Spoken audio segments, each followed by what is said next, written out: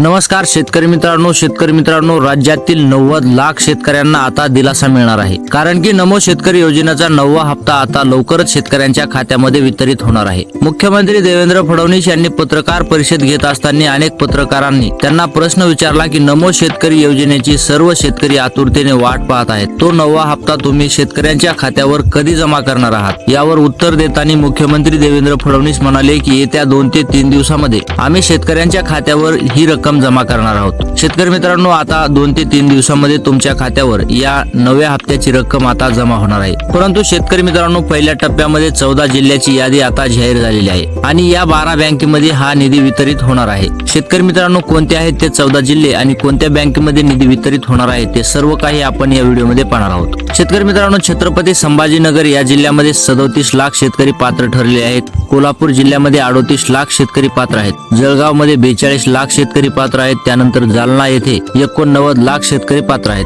परभणी येथे 18 लाख शेतकरी पात्र आहेत. यवतमाळ या जिल्ह्यातील 27 लाख शेतकरी पात्र आहेत. त्यानंतर धाराशिव येथे 16 लाख शेतकरी पात्र आहेत. पुणे 94 लाख शेतकरी पात्र आहेत. अकोला येथे 18 लाख शेतकरी पात्र आहेत. त्यानंतर नंदुरबार येथे 16 लाख शेतकरी पात्र आहेत. नांदेड येथे 33 लाख शेतकरी पात्र आहेत. त्यानंतर बीड जिल्ह्यात 25 लाख शेतकरी पात्र आहेत. बुलढाणा येथे 25 लाख शेतकरी पात्र आहेत. त्यानंतर लातूर म्हणजे शेवटचा जिल्हा, त्यामध्ये 24 लाख शेतकरी पात्र ठरलेले आहेत. आणि आता कोणत्या 12 बँकेची निवड केलेली आहे ते आपण पाहूयात. मुख्यमंत्री साहेबांनी सांगितल्याप्रमाणे शेतकरी मित्रांनो, त्यामध्ये Kotak Mahindra bank, HDFC bank, ICICI bank, त्यानंतर bank of India, Maharashtra bank, post bank, त्यानंतर SBI, state bank, bank of Baroda अशा 12 बँकाची निवड करण्यात आलेली आहे. तर तुमचं या बँकमध्ये खातं आहे की नाही हे आम्हाला कमेंट बॉक्समध्ये नक्की कळवा. तर भेटूयात पुढच्या व्हिडिओमध्ये. तोपर्यंत जय महाराष्ट्र.